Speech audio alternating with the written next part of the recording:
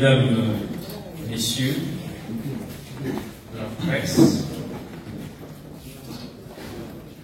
nous voulons avant toute chose vous demander de bien vouloir excuser le retard avec lequel nous commençons cette cérémonie. On a besoin de vous rappeler que nous sommes rassemblés ici pour une communication. Et qui dit communication, on va parler d'échange. Il y aura un échange entre qui et qui. Le président de la République a assuré pendant une année la présidence tournante de l'Union africaine. Vous avez tous suivi la cérémonie de passation du témoin. Et aujourd'hui, nous avons voulu introduire auprès de vous, pour qu'on vous éclaire davantage sur le travail qui a été abattu, nous avons invité pour vous le panel des spécialistes ayant accompagné tout le mandat de notre pays à la tête de l'Union africaine. Et donc c'est essentiellement pour un bilan de cette présidence de l'Union africaine que nous avons fait appel au panel qui est ici présent. Ce n'est pas le bilan du panel, c'est le bilan de notre présidence, la présidence de notre pays à l'Union africaine. Sentez-vous à l'aise.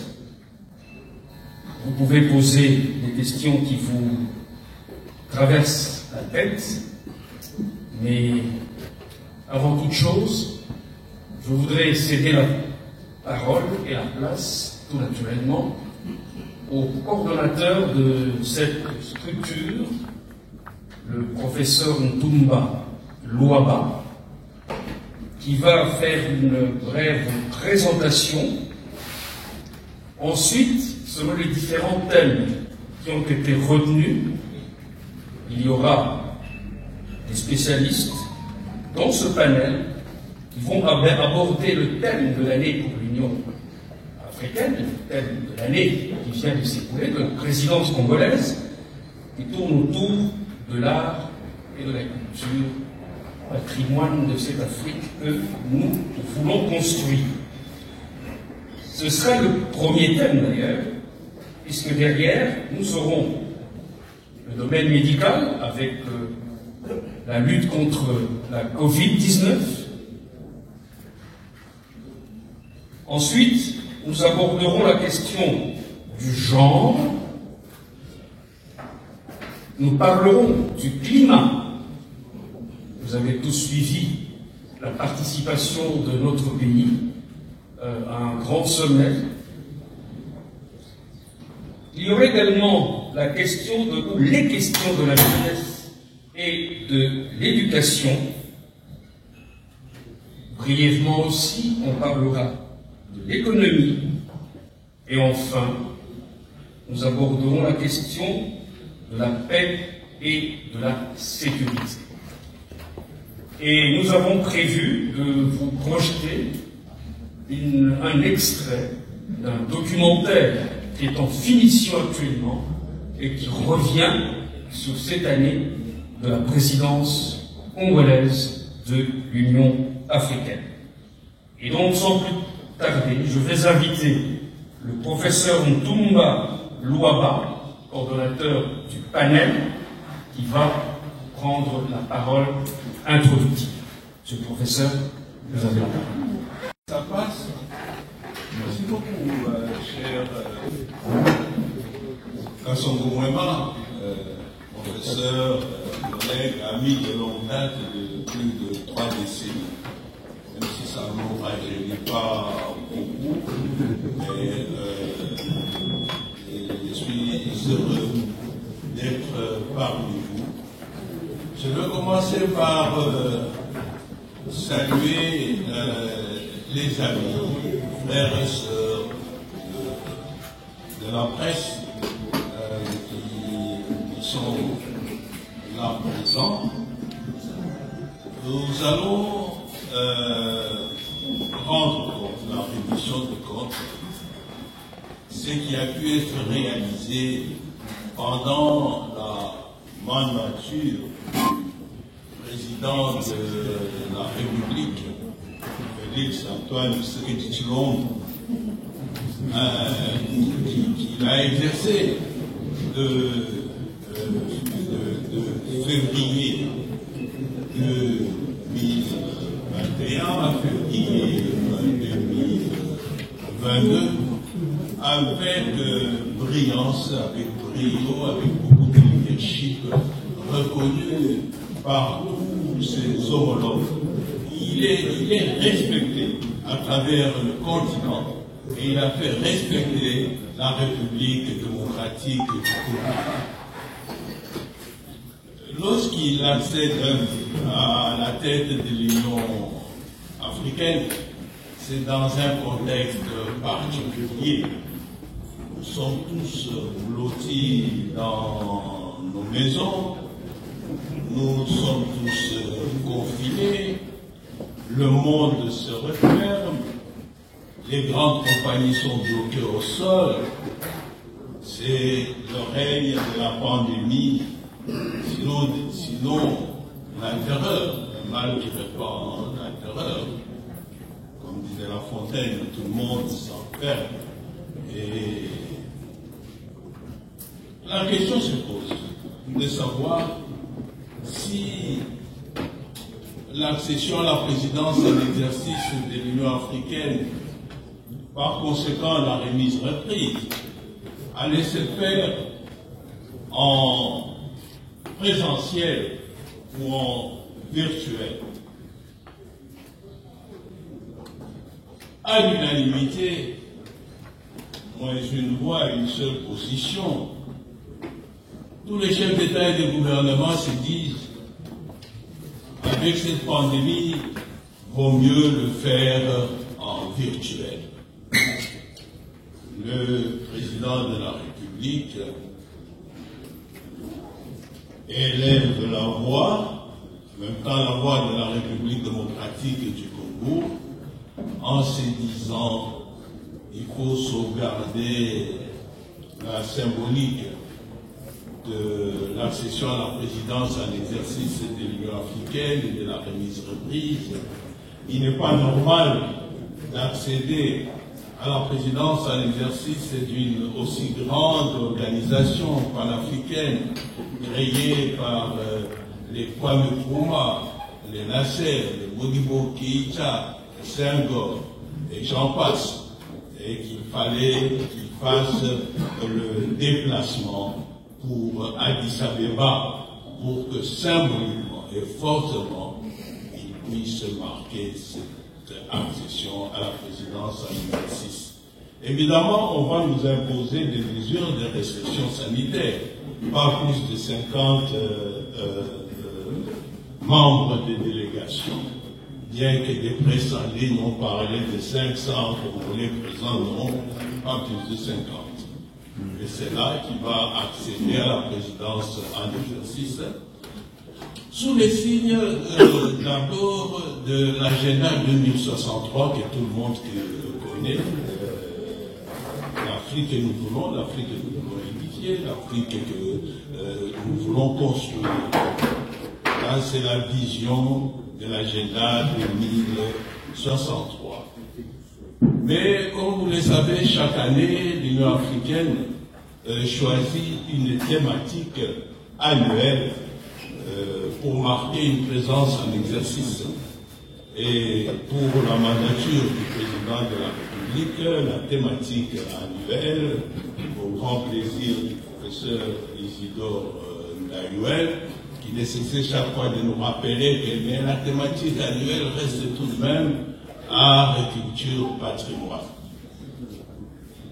Donc c'est dans ce cadre-là qu'il devait promouvoir l'art, culture et patrimoine.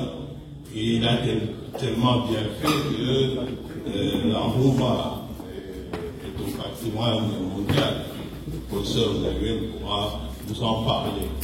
Mais il a voulu, c'est le grand homme qui dit le peuple d'abord. Il a voulu qu'au niveau de l'Afrique, souvent le peuple n'est pas entendu, le peuple considère qu'il n'est pas présent, placer son mandat au service des populations africaines, des peuples africains, d'où sa vision spécifique d'une union africaine au service des peuples.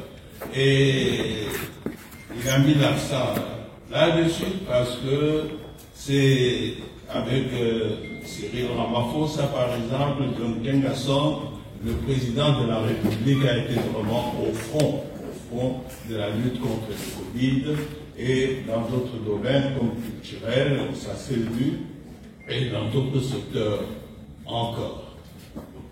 Permettez-moi à ce niveau de savoir gérer mon temps de parole. Voilà. Alors, là-dessus, je blague avec lui en me disant qu'il a été mon intérimaire permanent ou perpétuel chaque fois où je n'étais pas présent. Et j'en profite pour le remercier. Et comme c'est l'année où le chef de l'État a été déclaré champion de la masculinité positive, de la lutte contre les violences sexuelles, et donc basées sur les genres, je m'en voudrais que mes collègues me permettent de ne pas suivre l'ordonnance et de citer d'abord les dames. Donc nous avons Madame Julienne Ségué, et c'est la dame Jean, la dame qui, même au sein de l'appel du panel, nous rappelait que cette phrase n'est pas très masculinité positive. Et mon coordonnateur. Nous avons Madame Raïssa, Dr Raïssa Maroua Kale.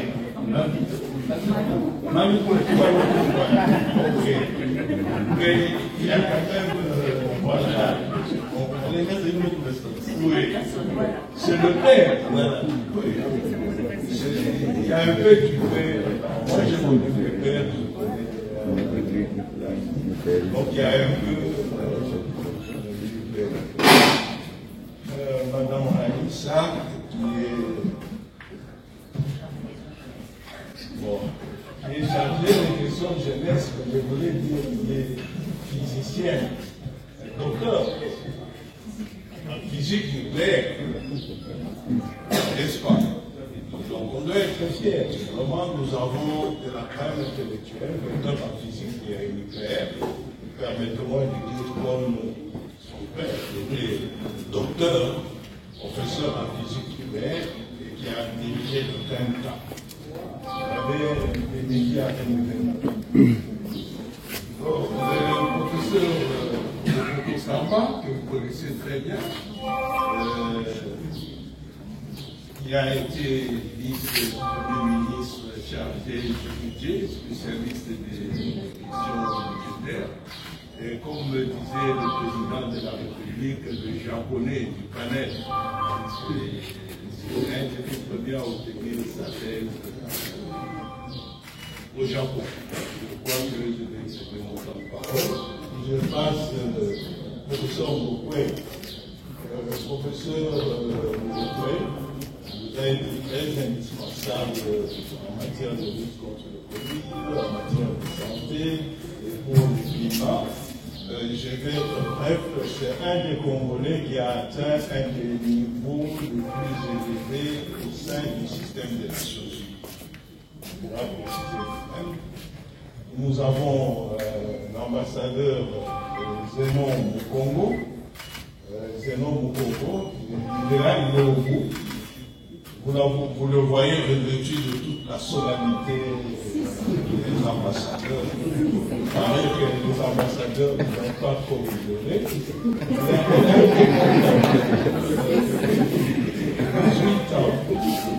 18 ans à New York, ensuite ambassadeur à Genève. C'est-à-dire là-bas, vous êtes au près du pays, vous respecter la norme des institutions des Nations Unies. Donc, il est le rapporteur du panel. Le rapporteur adjoint, notre Lucien, comme on aime bien l'appeler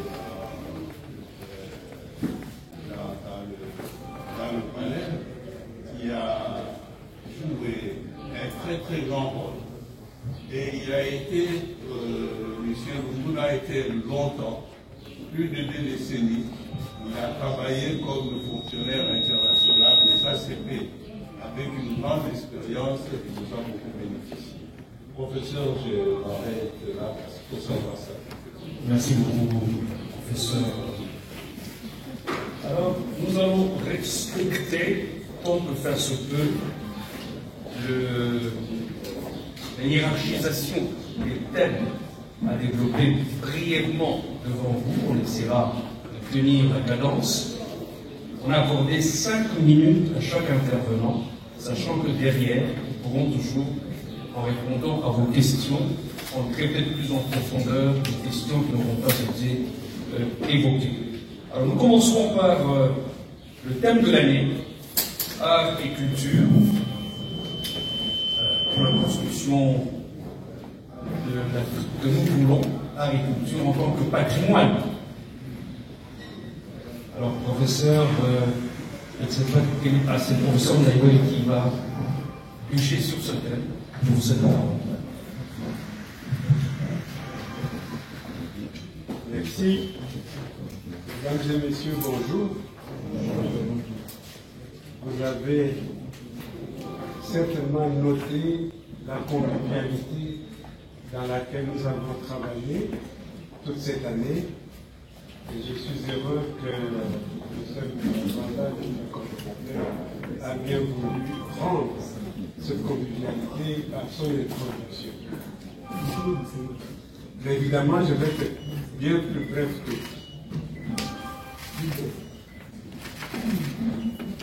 le thème de l'année a été celui des arts, culture et patrimoine.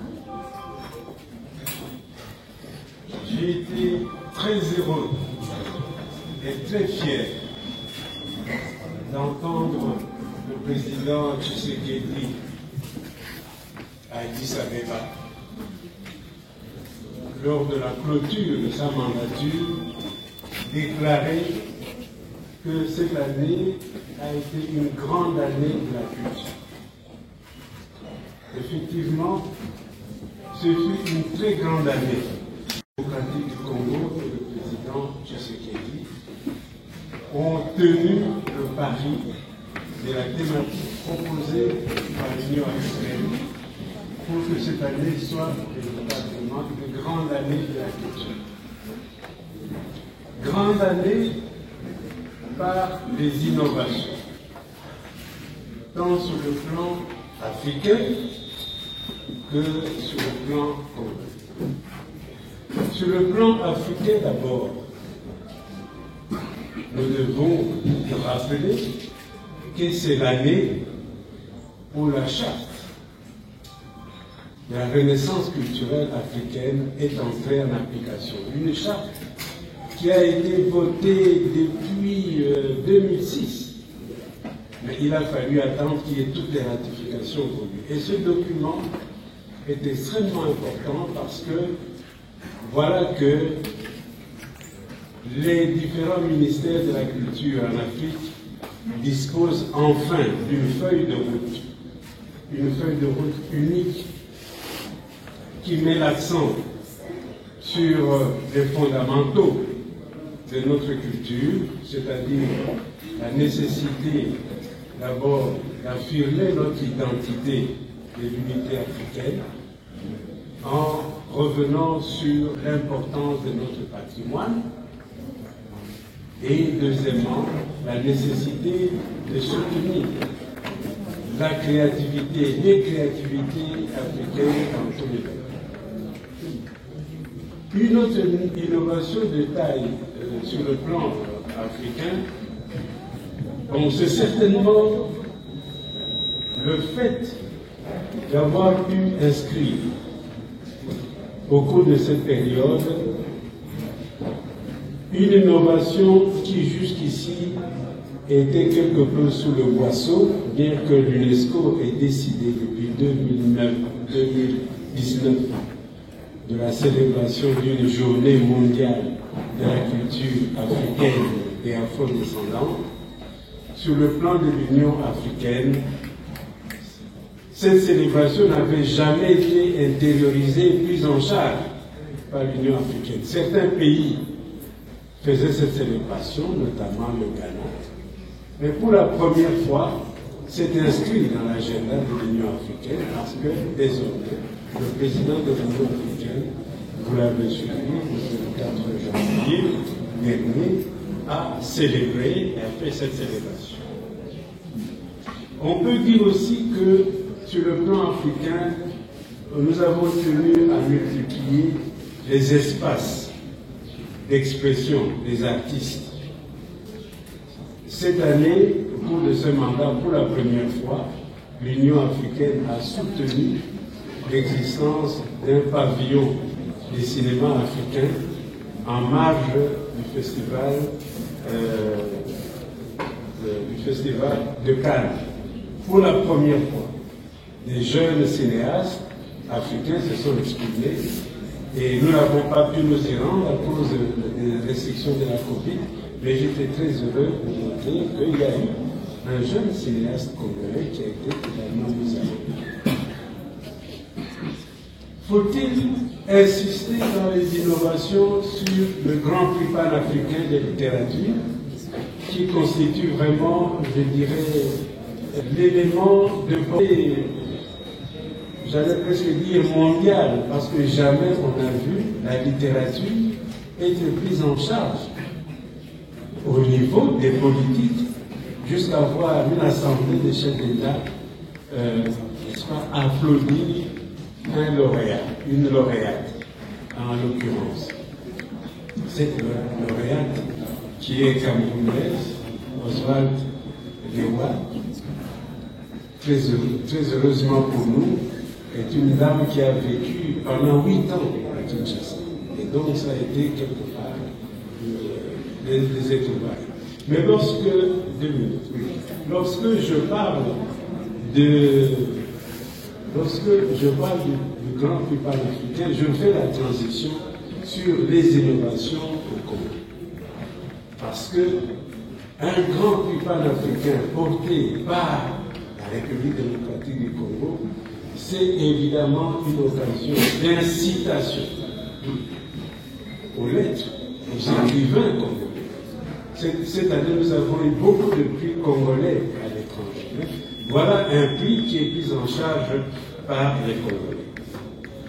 Mais je dois dire aussi qu'il y a autre chose. Nous avons également créé un nouvel espace d'expression des artistes au Congo par la création d'un festival panafricain de Kinshasa.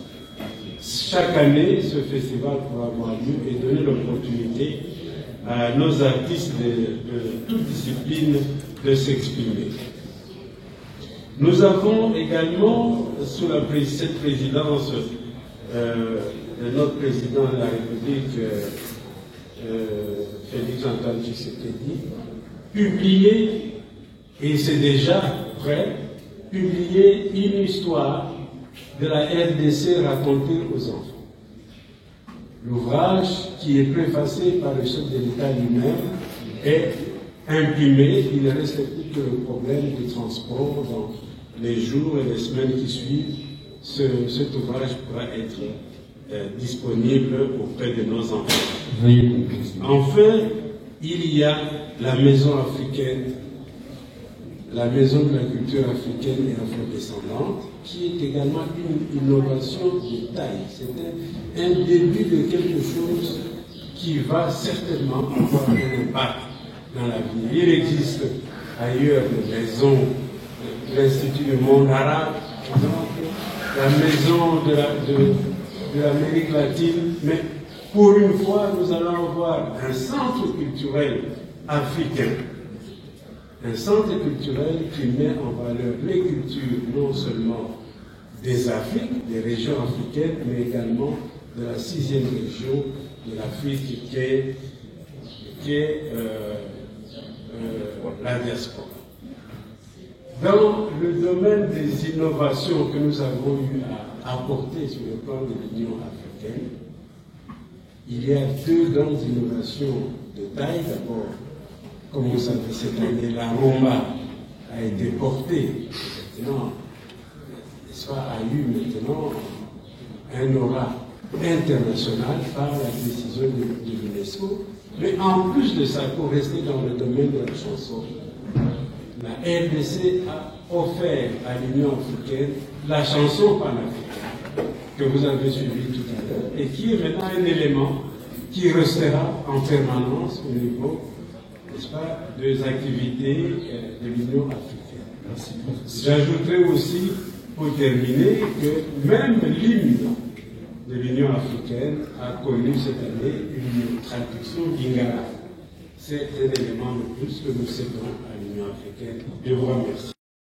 Le thème suivant, qui est consacré à la pandémie de la Covid-19. Je demande au coordonnateur qui c'est qui va. Le professeur Mbokwe qui va prendre la parole.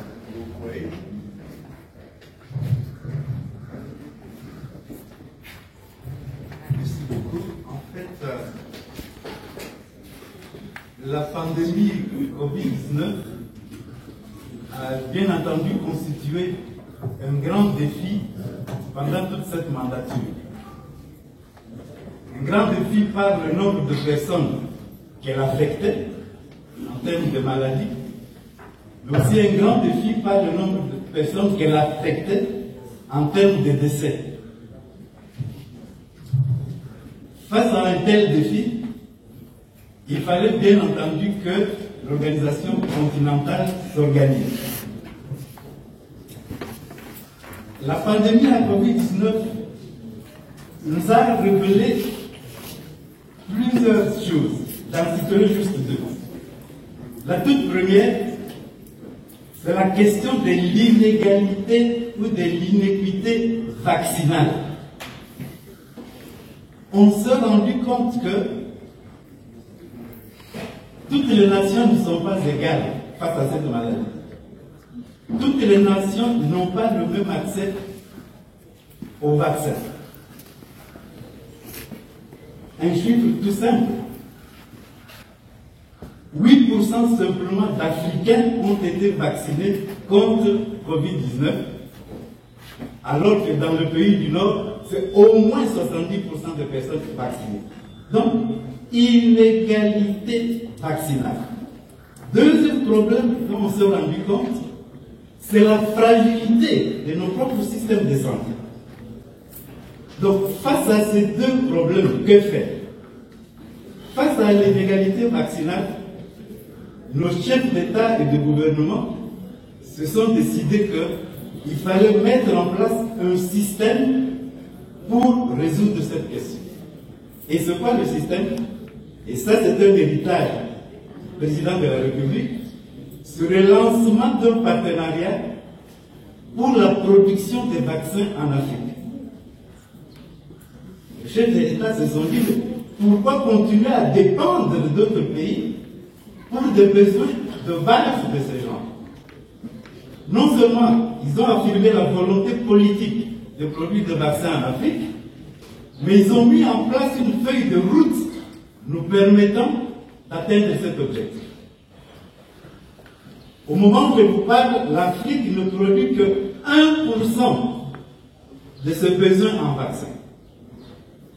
Les chefs d'État se sont mis d'accord qu'en 2040, l'Afrique devra produire 60% de ses vaccins. Et on ne parle pas que des vaccins contre la Covid, on parle de 22 vaccins. Donc c'est dire que la Covid-19 nous a réveillés face à cette dépendance vaccinale. Mais Covid-19 nous a aussi montré la fragilité de nos systèmes de santé. Vraiment, c'est une véritable catastrophe. Pour résoudre cette question, élections, nos chefs d'État et de gouvernement ont lancé des consultations pour développer ce qu'ils ont appelé le nouvel ordre de santé publique en Afrique. Une conférence a eu lieu à Addis Abeba. Une prochaine aura lieu l'année prochaine à Kigali pour réfléchir sur les piliers de ce que doit être la santé publique en Afrique pour une fois de plus résoudre la question de notre dépendance sanitaire. Mais en plus de cela, le chef de l'État, dans sa mandature, a tenu à porter la parole de l'Afrique. Il a porté la parole de l'Afrique auprès de G20, il a porté la parole de l'Afrique dans tous les forats internationaux. Et cette parole de l'Afrique était une parole commune. Le chef de l'État ne s'est pas contenté de porter la parole de l'Afrique. Il a aussi mis en place des mécanismes au sein de l'Union africaine. Je viens de vous parler du mécanisme pour la production de vaccins en Afrique. Je pense que vous avez entendu parler déjà de l'Afrique du Sud qui a commencé, du Maroc qui a commencé, du Sénégal qui va commencer. Ça, c'est les 5 premiers groupes de pays qui vont lancer ça. Il y aura un deuxième groupe de 22 pays et nous espérons franchement que la RDC fera partie de ce pays. Mise en place de mécanismes pour gérer la crise. Il existe une plateforme africaine de fourniture de médicaments au niveau de l'Union africaine. Quel est l'intérêt de cette plateforme? Plutôt que chaque pays commande des médicaments ou des seringues ou n'importe quel produit de santé et négocie avec les institutions pharmaceutiques, c'est l'Afrique tout entière qui commande, qui donc parvient à négocier des prix réduits. Et non seulement cela, la Banque africaine d'import-export vous prête de l'argent pour que vous puissiez commander même à crédit. Donc, mise en place de mécanismes pour gérer la crise. Alors, le professeur Toumaraba me rappelle que je n'ai plus que 2 minutes. Que vous dire en 2 minutes? En 2 minutes, je vous dis ceci. Covid-19 a été une crise majeure. L'Union africaine y a répondu de façon appropriée en travaillant ensemble. Le président de la République a apporté une pierre supplémentaire en attaquant de front la question de la dépendance vaccinale et en attaquant de front la question de la fragilité de nos systèmes de santé. J'ai rempli mes 2 minutes. Madame Julienne Céline, Madame Blanc, autonomisation des femmes, égalité des sexes, participation politique. Bonjour, merci pour cette occasion que vous nous offrez pour parler de ce que nous avons fait comme panel qui a accompagné la RDC à l'Union africaine. En fait, comme le coordonnateur a dit, il y avait déjà un agenda 2063 sur lequel nous devions aligner la vision du chef de l'État et les activités qui vont accompagner cette vision. Et c'est comme ça que nous avons travaillé. Comme pilier 7, donc, nous sommes concentrés sur, on venait de dire Madame Jarre, la lutte contre les violences faites aux femmes. Donc nous avons d'abord participé et en collaboration, ça je voudrais vraiment le souligner. Nous avons travaillé en collaboration avec le ministère du Genre et aussi le bureau de la conseillère spéciale du chef de l'État en charge des violences faites aux femmes. Donc, nous avons travaillé ensemble pour lancer la campagne Tolérance Zéro. Nous avons travaillé pour lancer la campagne sur l'hygiène menstruelle. C'est un vrai problème en Afrique et dans notre pays. Les jeunes filles abandonnent les écoles à cause de manque de matériel pour les protéger et pour avoir une bonne hygiène menstruelle. Donc nous avons lancé la campagne le 28 mai 21, donc l'année dernière. Nous avons aussi, en plus de ça, comme membre du panel, et je voudrais insister que notre travail, c'était vraiment en collaboration. Et nous avons lancé la conférence de Kinshasa sur l'égalité femmes et hommes en Afrique. Et là, nous avons fait venir des femmes de différents pays d'Afrique qui sont venues ici à Kinshasa.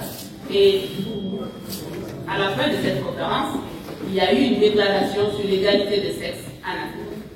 Et cette déclaration qui a été préparée par les femmes africaines, nous l'avons transmise au niveau du chef de l'État, qui en a parlé aussi à ses pairs, pour appeler les hommes africains à respecter l'égalité, à pratiquer l'égalité des sexes, pour avoir une Afrique que nous voulons, une Afrique qui peut se développer, une Afrique de paix.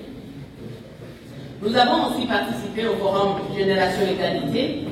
Donc notre conférence de Kinshasa a été comme un pont entre le forum sur l'égalité organisé au Mexique et le forum de Paris.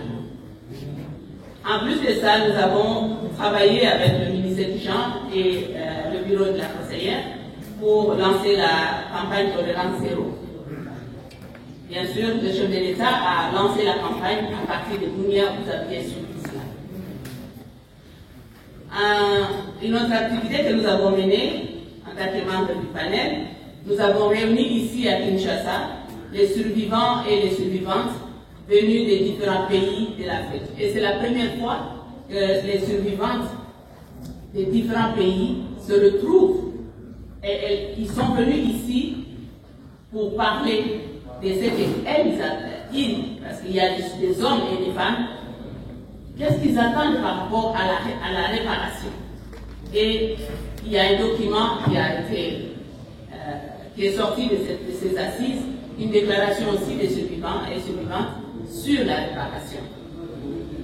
Enfin, nous avons aussi formé plus ou moins 100 femmes sur la médiation, parce que vous savez, notre continent est à proie au cœur, et nous avons choisi les femmes selon les différentes régions africaines pour que les femmes puissent être outillées pour être des vraies médiatrices pour des questions de paix dans les différents pays et même sur le continent.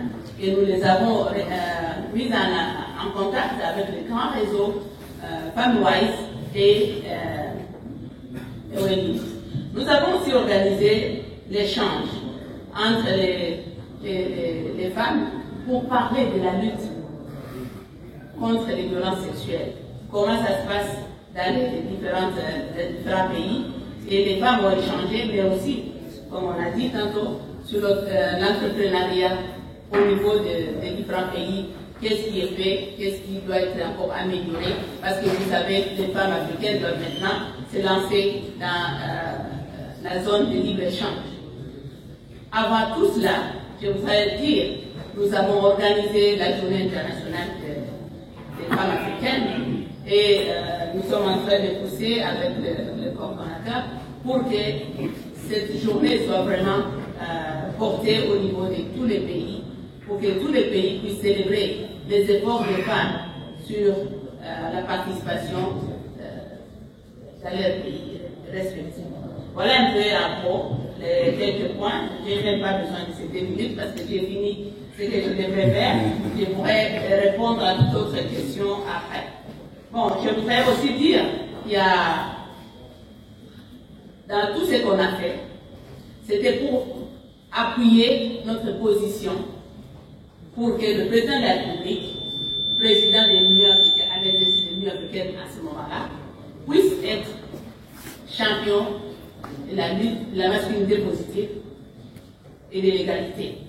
Donc c'est toutes ces actions qui ont amené à cette... Parce que vous savez ici, à Kinshasa, les différents chefs d'État sont arrivés pour participer à la conférence qui a été organisée et conviée par le président de la République, en tant que président de l'Union africaine, sur la question de la masculinité positive. Et beaucoup se posent la question, qu'est-ce que ça signifie? Je pourrais vous répondre à ça après. Donc, notre chef d'État et notre président a été nominé par ses pairs champion de la masculinité positive. Parce qu'il a eu à démontrer des actions concrètes par rapport à l'avancement des droits des femmes. Nous allons maintenant aborder le thème du climat.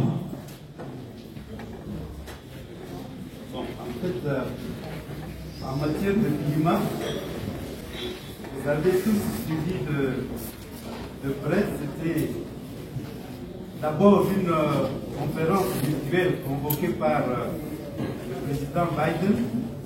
Ensuite, il y avait eu COP26 à Glasgow. Vous avez tous remarqué que le chef de l'État, en sa qualité de président en exercice de l'Union africaine, a non seulement présenté la position commune africaine, mais il a aussi parlé en tant que président de la République démocratique du Congo, en présentant la République démocratique du Congo comme solution aux problèmes que posait la lutte contre le changement climatique. Donc je voulais juste souligner cet aspect-là pour montrer que le fait d'avoir été président de l'exercice de l'Union africaine a donné une visibilité à notre pays et a donné une visibilité à l'agenda des problématiques de notre pays, notamment la question climatique. Et le professeur Toubalaba me suggère de ne pas oublier de parler d'autres choses qui n'a rien à voir avec les changements climatiques, mais qui est quelque chose de très important réalisé par le chef de l'État, le premier colloque panafricain sur la sensibilisation sur l'albinisme. C'était très très important parce qu'il s'agit d'un groupe vulnérable qui a des problèmes particuliers de discrimination, d'assassinat et d'exclusion sociale. Il y a aussi des problèmes particuliers de santé, notamment santé de la peau, santé des yeux.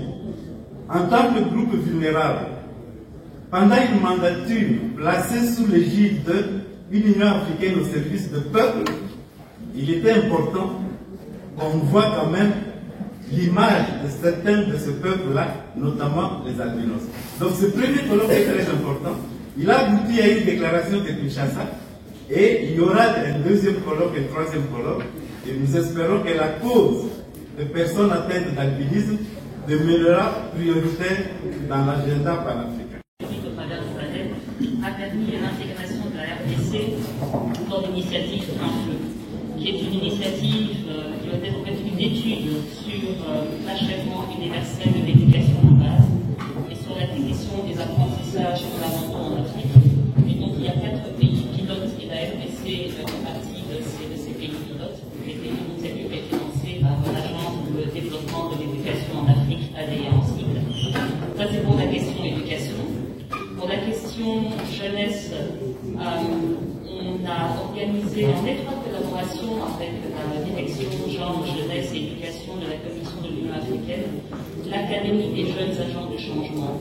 C'est une académie qui a permis la formation de 150 jeunes congolais sur les politiques et programmes de l'Union africaine en rapport avec les questions jeunesse et pour les outiller pour qu'ils puissent postuler dans des postes ouverts au sein de l'Union africaine, des Nations Unies ou d'autres institutions internationales. Il faut savoir que cette Académie des jeunes agents de changement est une première en Afrique. C'est la première fois qu'un pays qui est à la tête de l'Union africaine organise une telle académie en collaboration avec la Commission de l'Union africaine. Voilà donc les 2 activités majeures que je voulais relever ici pour la question de l'éducation et de la jeunesse. C'est moi qui vous remercie. Nous abordons à présent les 2 derniers thèmes. Nous commençons par l'économie, qui sera suivie du thème paix et sécurité.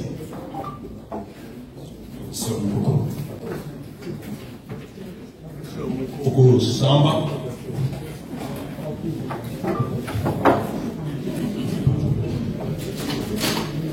Merci beaucoup.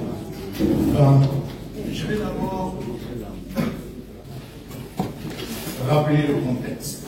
Le contexte stable en ce qui concerne l'Union africaine, c'est l'agenda 2063. L'agenda 2063 présente une Afrique qui rêve de devenir un continent unifié sur le plan économique, un continent dans lequel les économies sont intégrées. Vous avez vu en mai 2021, le chef de l'État prendre part à l'inauguration du pont de Kazungula qui relie la Zambie et le Botswana. Ce fut un moment fort parce que c'est ce genre de projets intégrateurs qui vont permettre de construire cette Afrique que nous voulons.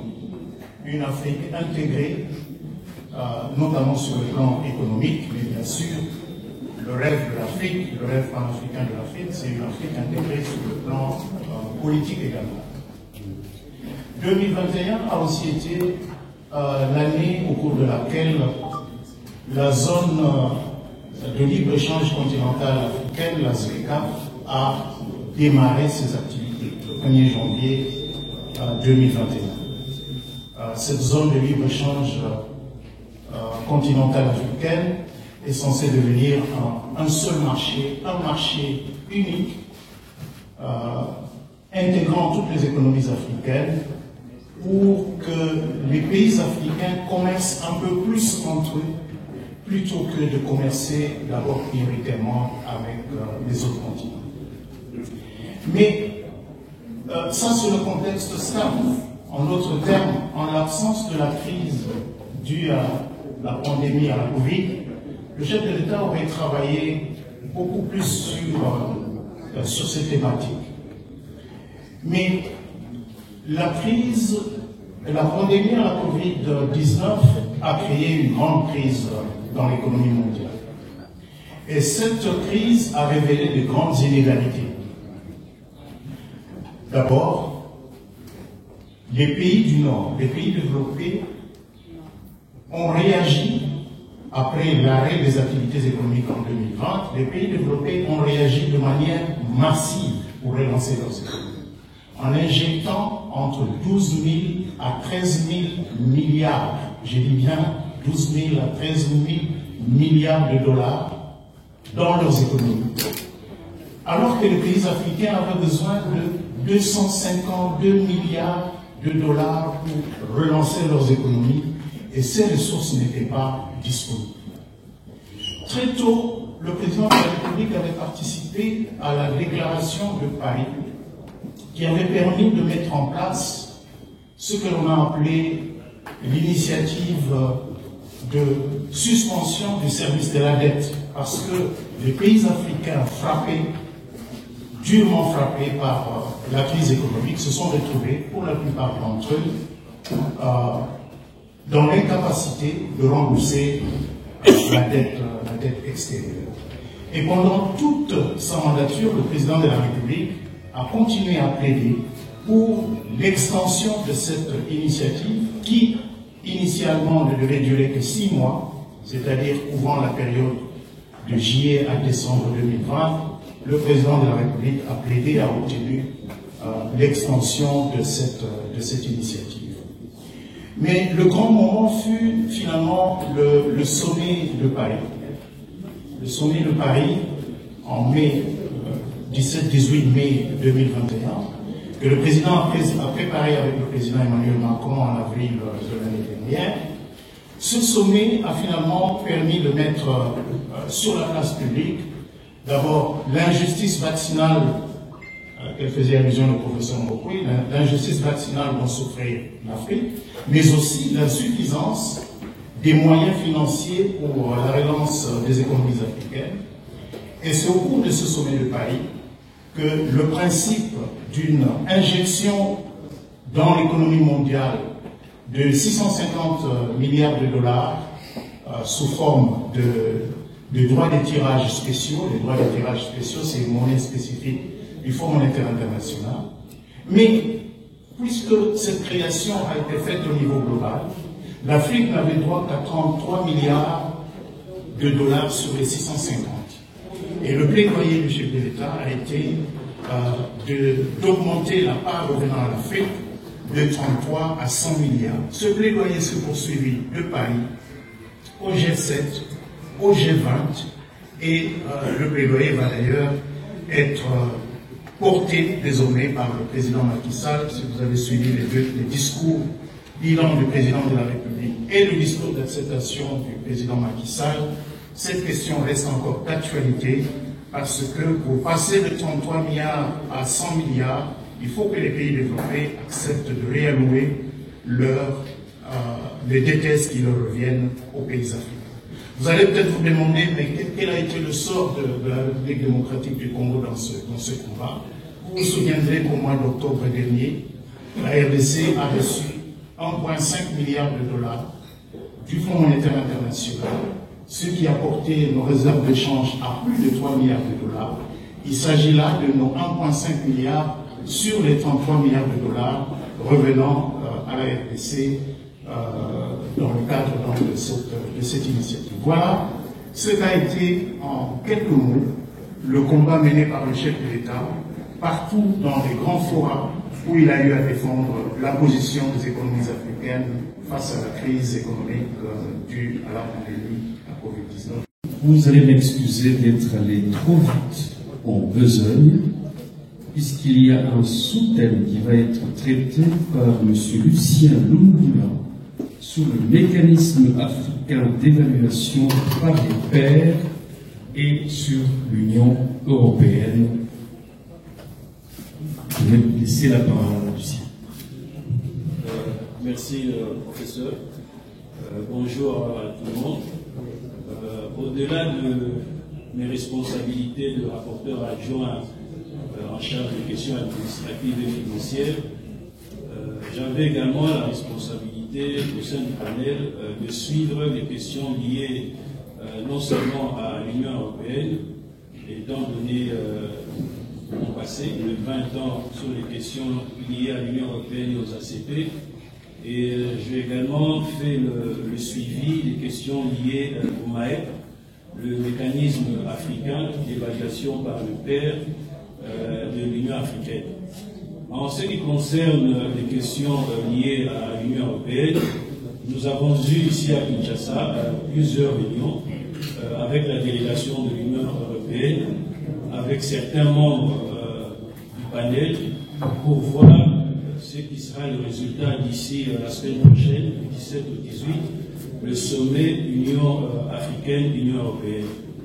Le travail du panel était de travailler avec les Européens pour dégager des sujets d'intérêt commun.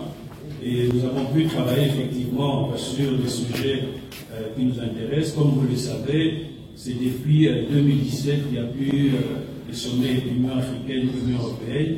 La dernière, c'était en 2007, je crois, en Côte d'Ivoire. Et il était question de relancer un 6e sommet.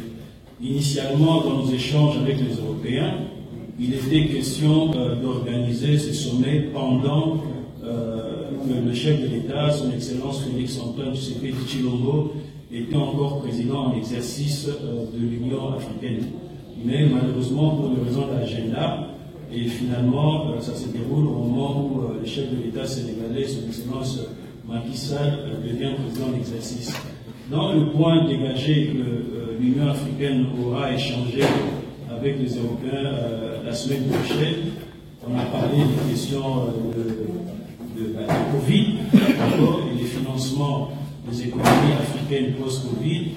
Nous avons également parlé des questions de migration et de mobilité. Et nous avons également travaillé sur comment aider les économies africaines pour aller de l'avant.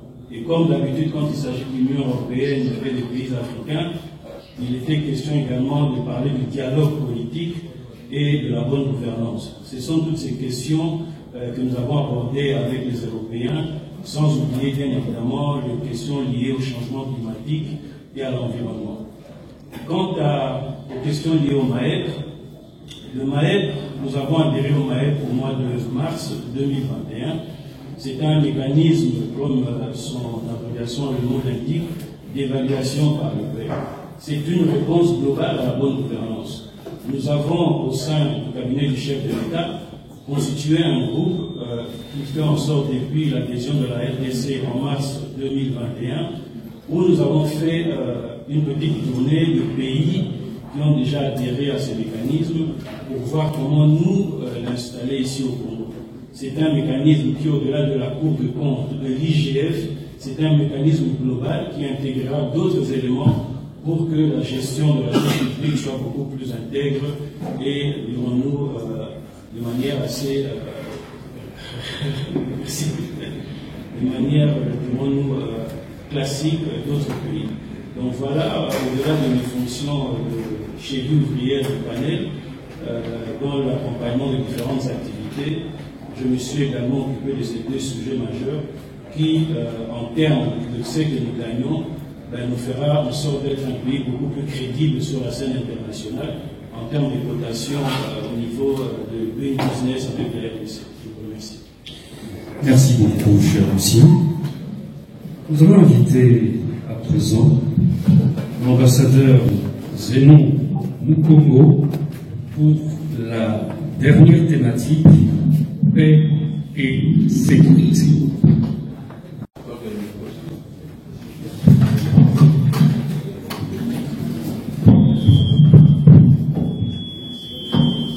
Alors, je commencerai en ce qui me concerne par qualifier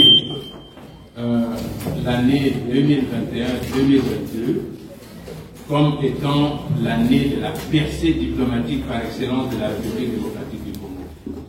Je l'ai dit, regardant les choses d'un œil d'un diplomate, parce que jamais la République démocratique du Congo n'a fait preuve d'un leadership aussi fort au niveau continental et au niveau international que durant la mandature du président de la République à l'Union africaine. Pendant cette mandature, le rôle qui m'est revenu, c'était celui de rapporteur du panel. Je ne m'étendrai pas là-dessus, mais permettez que je puisse vous dire que j'ai eu le privilège d'être le très proche collaborateur du coordonnateur en ce qui concerne la gestion d'un sujet, d'une question.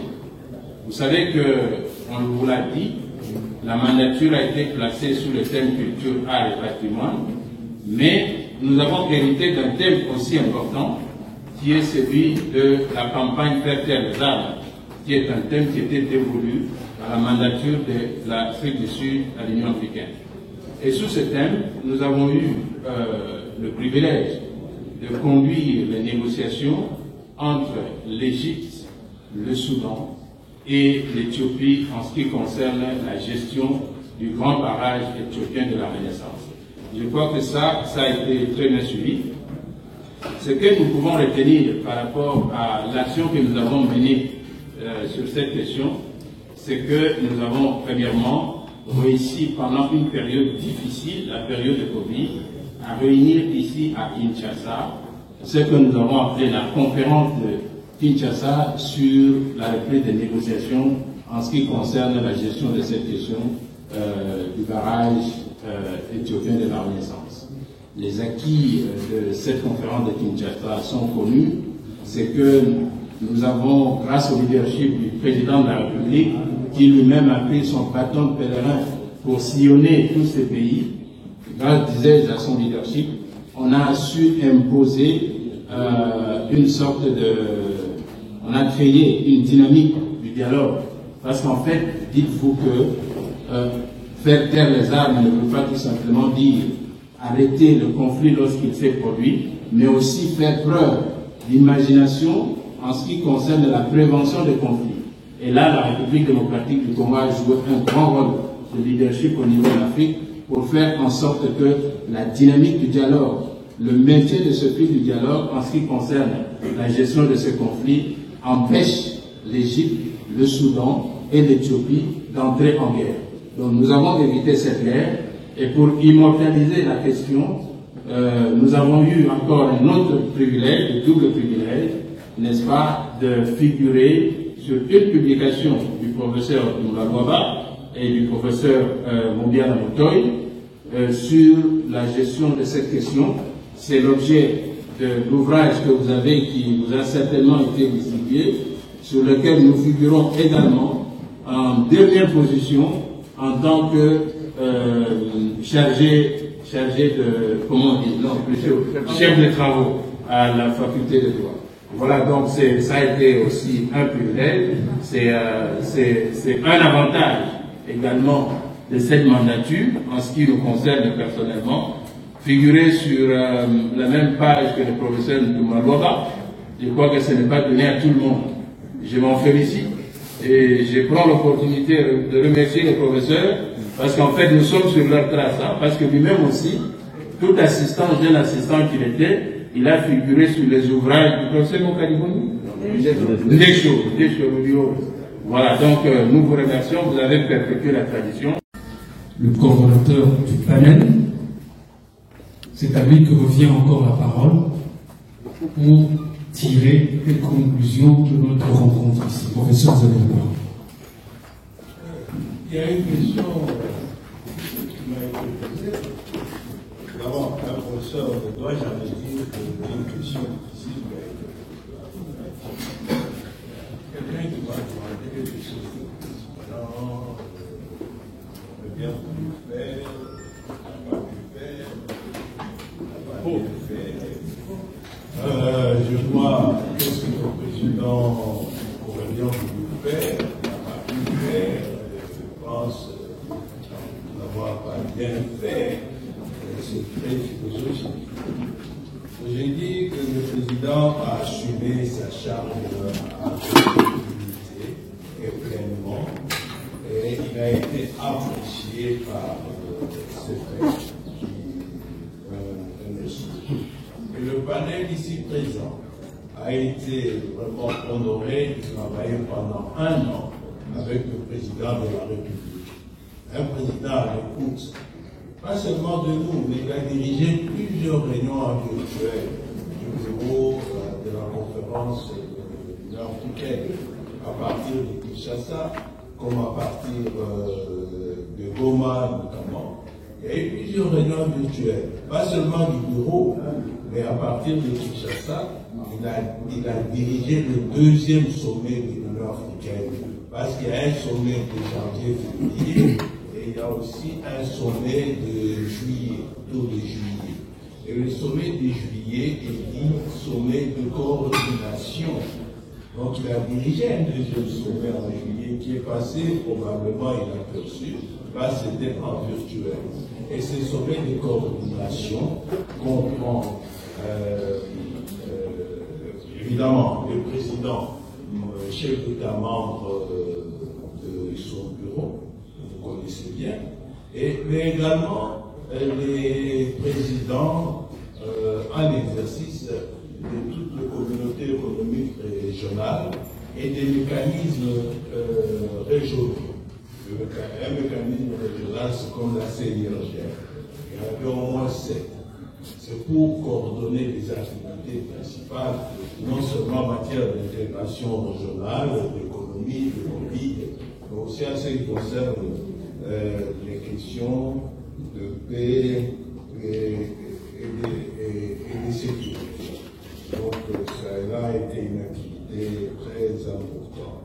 Mais le temps, bon, je peux dire que le chef de l'État est un des rares présidents d'exercice qui a consacré beaucoup de temps à l'accomplissement de sa mission. Parce que j'en ai connu, on le voyait faire quelque chose, et le jour où ils prononçaient leur discours d'acceptation de la charge de président d'exercice, j'ai des noms, mais par réserve diplomatique, je ne pourrais pas les citer, j'ai le nom et les thèmes où ils n'ont rien fait pratiquement, et on le revoyait seulement le jour de la remise de prise, sans tenir même suffisamment de réunions du bureau. Les chefs en ont toujours au moins 4 à 5. Donc, évidemment, on peut dire qu'il avait beaucoup d'ambition, il a toujours beaucoup d'ambition pour l'Afrique. Vous savez, de toute façon, je ne veux pas reprendre ici la phrase devenue reconnue et banalisée de François Fanon. Mais nous sommes un pivot central.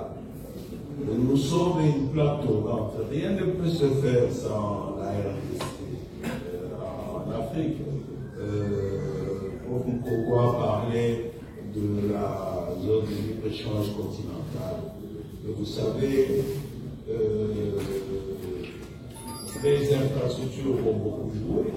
Maintenant que le président de la République a posé la première pierre du port en eau profonde à Panama, je plaide pour qu'on lui permette l'année prochaine, parce que le point là, de poser la première pierre aussi du pont entre la RDC et Brazzaville sur le fleuve Congo. Ça, je l'ai dit de par ma propre conviction.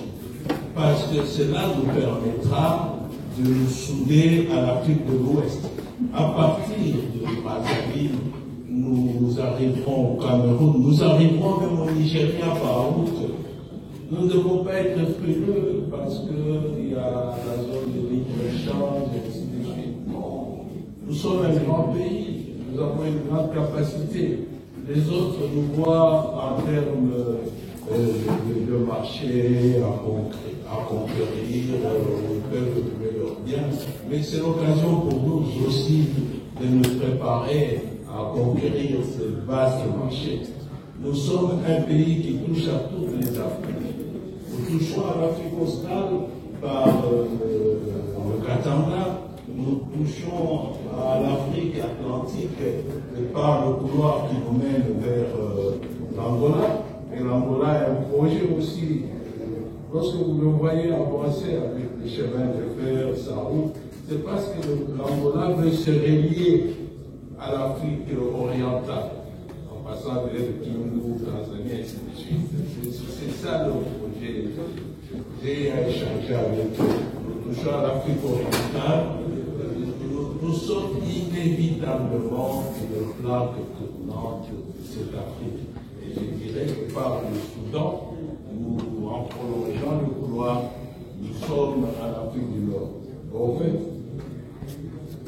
c'est pas de ça que je voulais réellement parler, mais je voulais que vous puissiez prendre Kwame Nkrumah. Lorsqu'il voyait les États-Unis d'Afrique, il a situé la capitale au centre, ici à Kinshasa. Et monsieur le professeur, il constitue le centre de l'Afrique quelque part, c'est à Bundu, il y a des centres de l'Afrique que nous pouvons exploiter du point de vue pas seulement politique, touristique et autres, des centres, le cœur de l'Afrique va ici. Mais enfin, parce qu'il faut bien terminer, nous avons eu beaucoup d'ambition. Je pense que dans le domaine de paix et de sécurité, il faut continuer. Il y a la lutte contre les menaces et actions terroristes. En ce qui concerne le Congo, je ne crois pas que dans le mandat confié au chef de l'État, lors de sa prise de fonction, on ait dit qu'il y a un complot. Si complot il existe, je sais qu'il y a un problème d'exploitation des ressources illicites du pays à l'Est.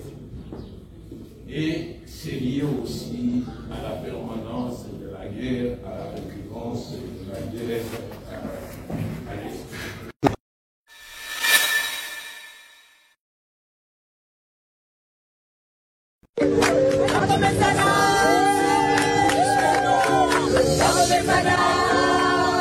Some music. Oh mame, oh mame, oh mame, oh mame, oh mame, le le le, oh mame, le le. Basala 18 ans, basale lokote, bazo senga bazonga ndelizuse, batika bafulwe bele na Congo malakela Congo na biso mabe.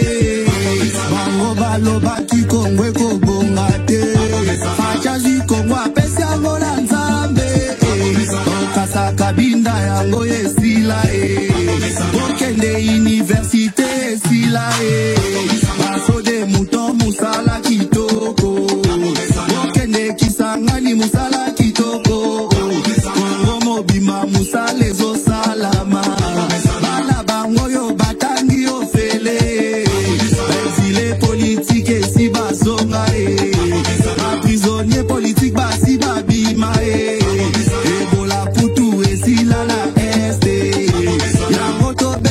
la fachi maboko, tobete la fachi de maboko, tobete la fachi de maboko, tobete la fachi de maboko, tobete la fachi de maboko. Oh mame, oh mame, oh mame, oh mame, oh mame, le le le le, oh mame, le le le. Paso de mouton musala kitoko, okende kisangani musala kitoko, marem salariale matili suswe, même place litambo fakia kitina terre, azope sa solution à tout problème.